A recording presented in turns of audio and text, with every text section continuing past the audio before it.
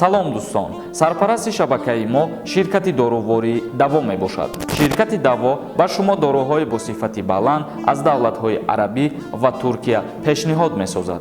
Миноксидил барои баровардани риш ва мӯи сар мебошад. Самюнван бошад барои иштиҳо омадан ва барои вазн гирифтан мебошад. Эпимедиум неопаста барои зиёд кардани қувваи мардинагӣ ва дигар дороҳои гиёҳӣ шумо метавонед аз ширкати дорувории даво дарёфт созед. Доставка ба ҳама шаҳрҳои Федератсияи Россия карда мешавад. Рақамҳо дар рӯи экран. Суроғаи ширкати даво дар шаҳри Москва, кӯчаи Складочная, дом 1, строения 18, падези 8 ва ошёнаи 4 бо ширкати дорувории даво бошед.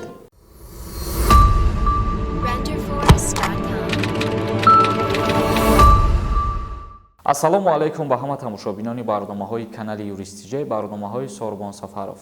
мо якчандин рӯз пеш як навор пешниҳоди шумо кардем ва дар мавзӯи бурдани муҳоҷирони меҳнатӣ қайд карда гуфтем ки аз Федератсияи Россия ба Ҷумҳурии Тоҷикистон аъзои комиссия меояд ва баъдан проверка мекунанд ва интихоб мекунанд муҳоҷирои дилхоҳа ба Федератсияи Россия барои кору фаъолият кардан интиқол медиҳанд. хушбахтона аъзои комиссия аллакай омадагие ба Ҷумҳурии Тоҷикистон ва аз Хуҷанду аз шаҳри Душанбе муҳоҷирои ки мехоҳанд кору фаъолият кунанд дар Федератсияи Россия мебараншон. айни ҳол мо нусхаша мехонем, бо диққат гӯш кунем. роҳбарони ширкати сохтмонии Техстрой шаҳри Москва ба Тоҷикистон ба суроғи муҳоҷирони меҳнатӣ омаданд. онҳо нахуст дар Хуҷанд ва сипас ба шаҳри Душанбе сафар карда ба сокиноне ки хоҳиши дар Русия кор карданро доранд шаҳрномаи меҳнатӣ ба имзо мерасонанд.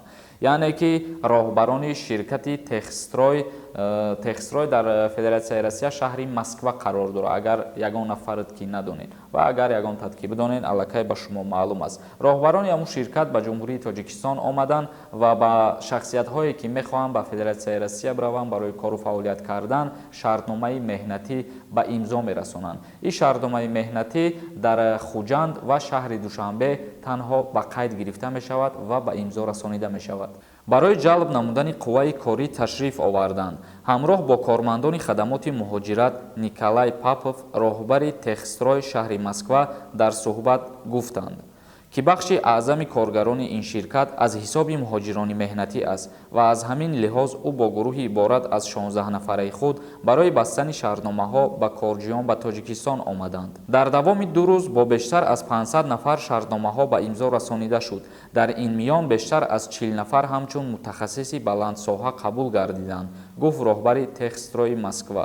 бино ба гуфти Папов, баъд аз Хуҷанд сафари онҳо ба шаҳри Душанбе низ дар назар буда то 6 март сокинонро барои ҳамкорӣ қабул мекунанд. ширкати Техстрой бастани 1000 шаҳрнома бо ҳамкорони тоҷикро дар нақша дорад. масъалаи ташкили хатсайри чартерӣ, расмиётдарории ҳуҷҷатҳо аз қабили иҷозатномаи ҷойи кор, таъмин намудан ба хобгоҳ ва сари ҳар моҳ пардохт намудани маоши муҳоҷиронро ба уҳда гирифтааст. яъне ки роҳбарони ширкате ки мо номбар кардем ба Ҷумҳурии Тоҷикистон омаданд ва бояд то рӯзи 6 март ба имзогузоришона ба анҷом расонанд. яъне ки қабулшон дар рӯзи 6 март ба анҷом мерасад ва дар ин сафаршон бояд 1000 шаҳрномаи меҳнатӣ бо шаҳрвандои Ҷумҳурии Тоҷикистон баста шавад ва ҳар як шахсиятере ки ба Федератсияи Россия барои кору фаъолият мебаранд, ӯ шахсията аз ҷойи хоб, аз ҷойи кор ва музди маоши сари вақт таъмин мекунанд. бародарони азиз, ҳамин буд як камтарак ахборот оиди ҳамун видеои мо ки бисёри нафарҳо савол доданд дар ҳамун маврид ки аъзои комиссия оё омад ба Тоҷикистон ва муҳоҷирора мебарад ё ин ки не.